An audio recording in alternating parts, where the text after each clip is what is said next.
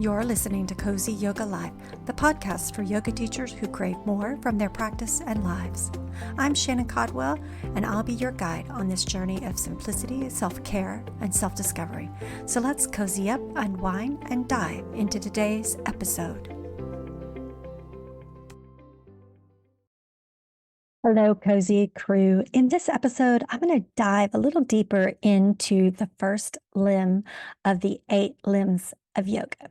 If you listened to the previous podcast episode where I outlined the 8 limbs, you may remember that there are 5 yamas. A quick sidebar, I do my best with Sanskrit, but it comes with a Texas accent.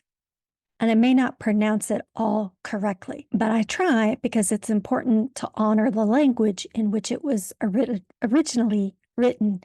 Sanskrit is a beautiful language, complex with lots of layers, a lot of different interpretations and meanings depending on the context in which it's used.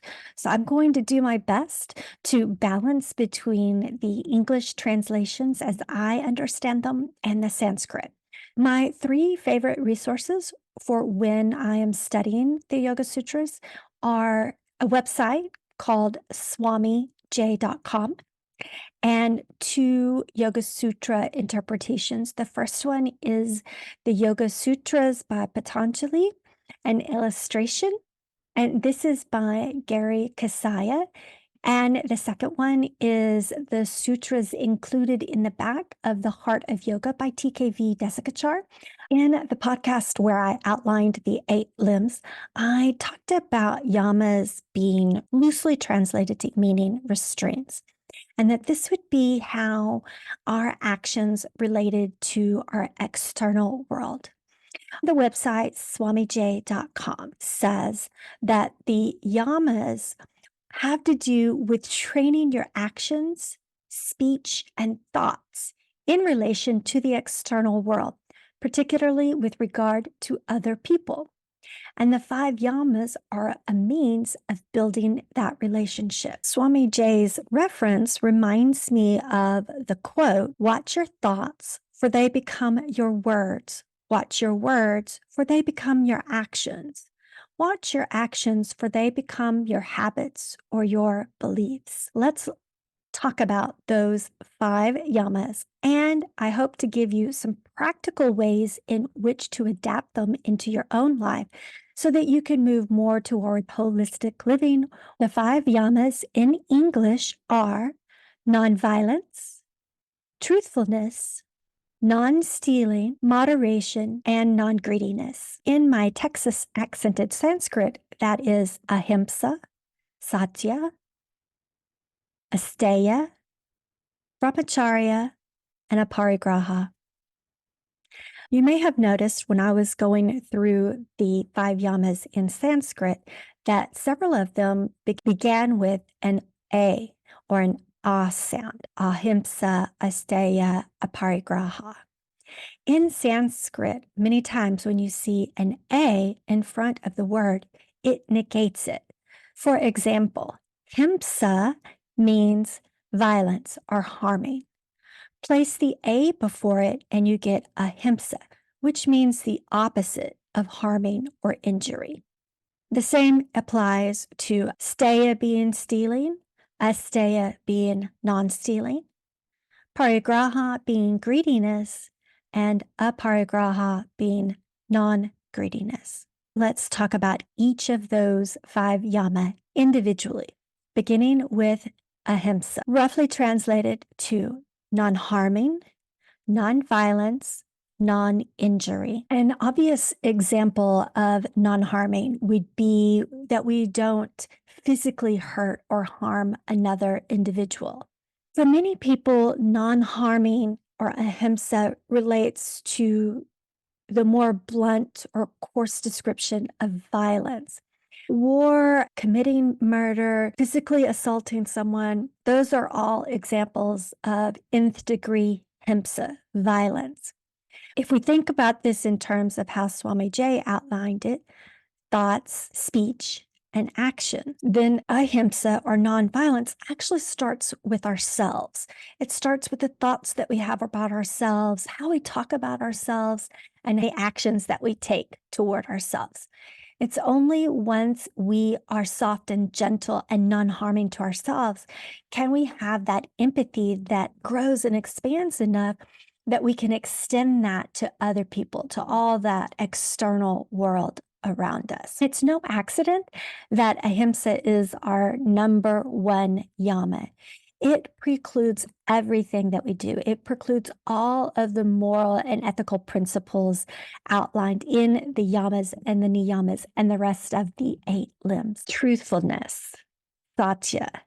Truthfulness, again, we look at this in all of our thoughts and our words and our actions. We try to be truthful in every manner that we're able to be. There's only one time that we don't put truthfulness ahead of everything else. And that is when it goes in direct conflict of ahimsa. So if you being truthful is going to cause harm to another, it's better to not say anything at all. It's better to not provide the truth. It's better to just be quiet. As we go through these 5 yamas, and in the next episode, I'm going to talk about the 5 niyamas. You might see how some of these we learned about when we were kids. Our parents gave them to us as adages. I think about the book that was written many years ago, Everything I Needed to Know About Life I Learned in Kindergarten. You may see the correlation as well. We've talked about nonviolence and we've talked about truthfulness. That brings us to our third yama, which is non stealing.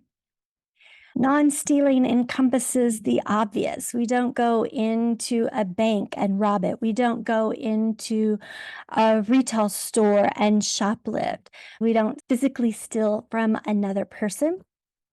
But it can also expand to mean that we don't rob another of their energy, that we don't take more from them than what they are offering. We don't steal ideas. We don't take credit when it's not ours to take credit for. I'll be honest, this stealing of time is a yama that I struggle with.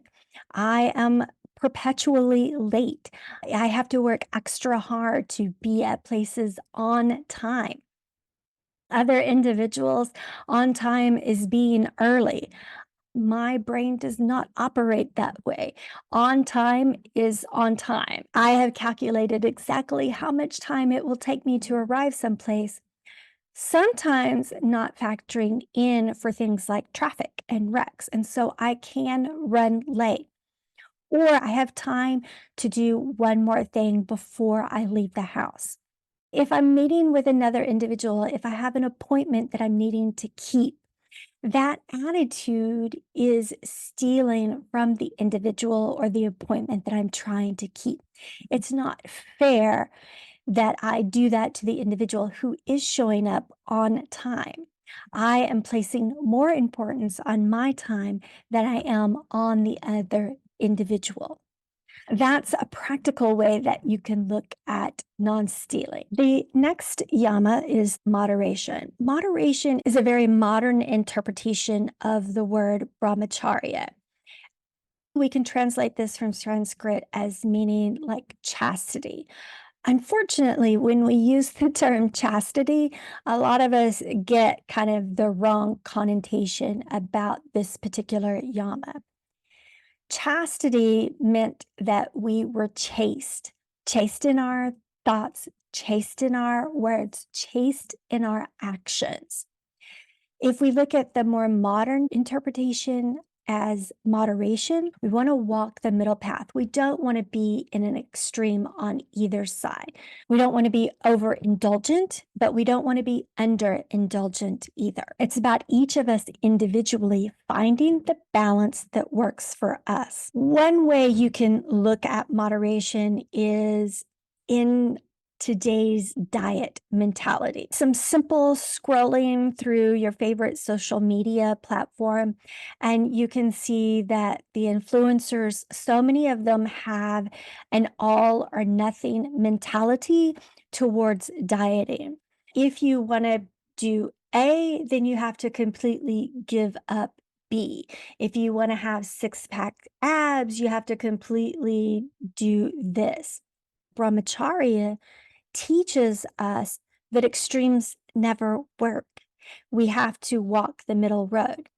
In terms of the diet culture, an extreme diet isn't going to work. We have to learn how to have a healthy relationship with food. We have to learn what foods work better for us. And it's not always the same. One of us can eat nuts and another person can't eat nuts. They have an allergic reaction.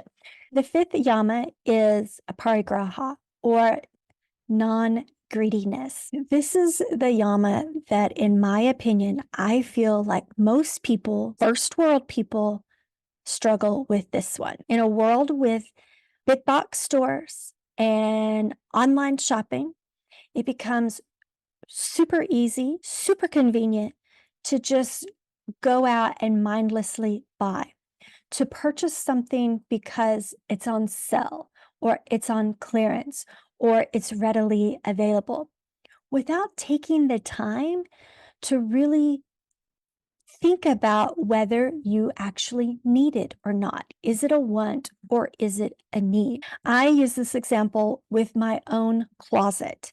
When I go into my closet, I have one full drawer of nothing but yoga pants. And I justify every yoga pant purchase under the clause that I am a yoga teacher. Therefore, I wear yoga pants, and therefore I need lots of yoga pants. But the truth of the matter is, there's 7 days in a week. At most, I can wear 7 pair of yoga pants without doing laundry. So, do I really need the 12 or the 15 or the 20 pairs of yoga pants? The honest answer is no. Now let's take that one step above. Do I need all of those yoga pants to be super expensive name brand yoga pants? Looking at our yamas between moderation and non-greediness, one, how many pair of yoga pants does a yoga teacher need? And how expensive do those yoga pants need to be to teach yoga or to practice yoga? Understand, this is not about yoga pants shaming or yoga pants purchase shaming. It's about bringing awareness. Where are we easily following the yamas? Where do we struggle to follow? Where can we be better? Where can we improve? No matter how long you've been practicing, no matter how long you've been adapting the sutras into your life, there's always room for improvement. I taught sutras the first time 20 years ago in my first yoga teacher training program. And some of the things that I struggled with in that first class are things that I still struggle with 20 years later. There are things that I've gotten completely better about. There are things that I seesaw back and forth with. However, I always have these guides to return to, these principles that I can renew my awareness with. Let's review those 5 yama again. The first one is ahimsa, or non-violence. We're going to practice this yama by not physically hurting individuals. We're not going to go punch someone in the nose or kick them in the shin. From a personal perspective, we're going to practice non-violence in our thoughts, in our speech, in our actions. So if you are in the habit of saying negative things about yourself, this is a great time to start practicing positive affirmations. Will that change everything overnight? No. But you didn't have this overwhelming negative self talk happen overnight either. The second one was truthfulness. We strive to be truthful in all matters. We strive to be truthful to people that what we are sharing with them, we know them to be true. The only time that we're not sharing this truthfulness with an individual is when it goes in conflict of non-harming. So if the words we say will be harmful, we just don't say them. The third yama is asteya, or non-stealing. A way to obviously practice non-stealing is we're not going to take anything that doesn't belong to us, but we can also practice that in terms of time and energy and ideas. The fourth yama is moderation, or brahmacharya. We're practicing the middle way, avoiding the extremes. We want to find that balance. The last yama is parigraha, non-greediness. You must decide for yourself how much is enough. And that is in anything that you do or say or possess. How many pairs of yoga pants do I truly need to own? I live in Texas. How many pairs of flip flops does an individual need? If you live in colder states, it may be how many pairs of gloves does the person need? I don't live in a cold state, so forgive me if that was a poor example of how much you can have too much of. Now that we've had a chance to talk about the 5 yamas, I would love to hear from you. Share with me how you plan to adapt one or more or all of the yamas into your life. That wraps another soul-nourishing episode of Cozy Yoga Life. As always, thank you for letting me be a part of your yoga journey. If you enjoyed today's authentic conversation, please subscribe, rate, and leave a review. Until next time, stay cozy, take care of yourself, and keep it real.